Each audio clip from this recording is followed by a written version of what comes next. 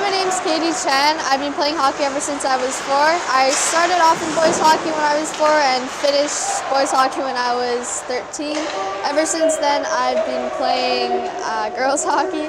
I played for Team BC when I was 14 years old as a double underager and got the opportunity to go to Quebec for nationals and came third in that tournament for BC. And when I was 14, I also committed to Colgate University.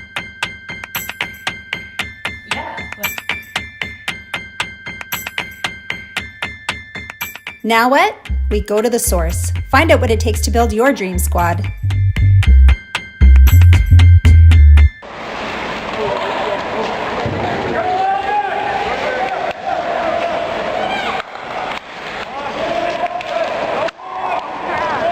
What I know about this girl is that she is such a team player. She's so incredibly humble despite her accomplishments and in spite of her accomplishments, and I'm thrilled to have her today. So Katie, our first question for today is, how has playing co-ed hockey shaped who you are as a player today?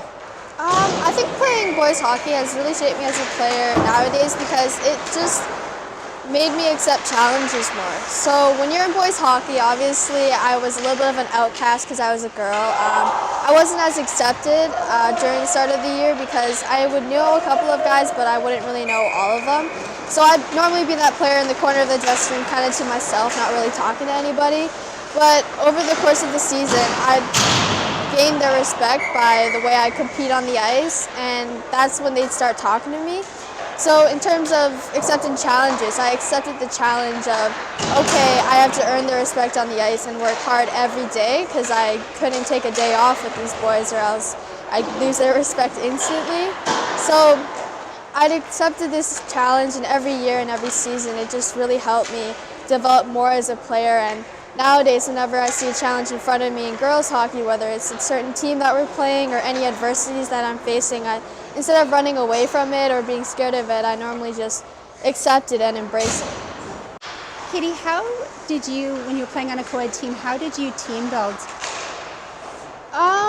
We didn't really do a lot of team building in minor hockey, but whenever we did, it was more difficult for me, obviously, because all the guys were really close with each other and they wouldn't really talk to me much. But again, as the season went on and I started to get to know them a little more better and, you know, started competing with them a lot more, they started talking to me, and it's definitely really hard at the beginning to be the outcast and be that one person in the dressing room that nobody really talks to or is friends with, but I guess I kind of got used to it and just accepted it, and, you know, I worked through it, and yeah, it gets better, so that's all I can say.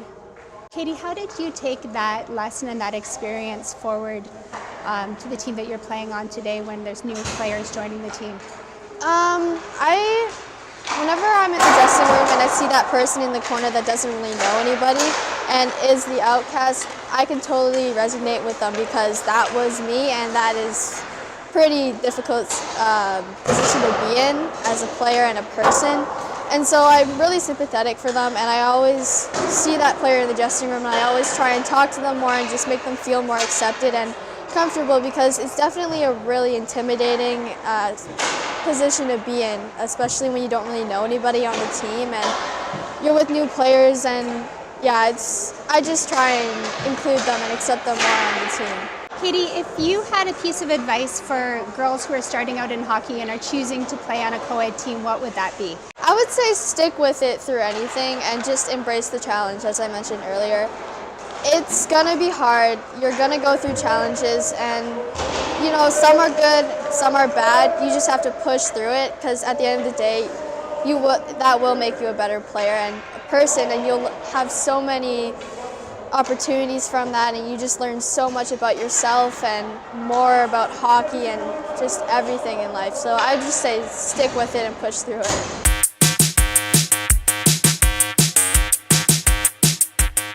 Okay, Katie, it's time for the What's Your Favorite? So what's your favorite podcast, book, or movie? I would say Divergent, because I really like action books and science fiction, and that book, as I read it, I never got bored, and yeah, I'd definitely say Divergent. Love that one. Who's your favorite athlete and why? I would say Julie Chu because she's a woman.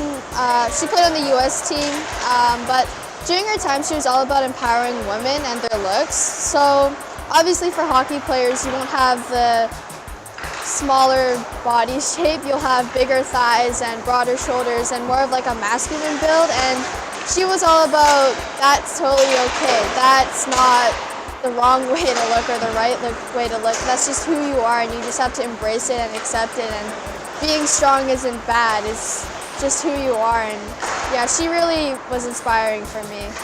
Thanks, Katie. What's your Subway order? I would say I get white bread with ham, cheese, lettuce, mayo, and that's about it. I'm pretty simple. And footlong? No, 6-inch. 6-inch. Last question, what's your favorite communication hack? I would say whenever you're trying to communicate to anybody, try not to text them. I would say talk to them in person because the more practice you have, the better you will be at communicating. And I just feel that texting is the easy way out of things, and I think that that's another challenge you can face because it's definitely a life skill that everybody needs to have. Excellent.